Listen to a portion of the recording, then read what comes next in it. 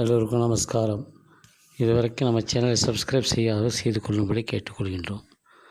இன்றைய எபிசோடில் நம்ம பார்க்க போகிறது திரு பாலகாட் டிஎஸ் மணி ஐயர் அவர்கள். லெஜண்ட், மிருதங்க லெஜண்ட், மகாவித்வான். இவர் தஞ்சாவூர் வைத்தியநாதையர் அவருடைய பிரதான சீடர். இவர் பிறந்தது 1912, மறைந்தது 1981. மகா பெரிய வித்வான்களெல்லாம் இணைந்து வாசிச்சிருக்கிறார்.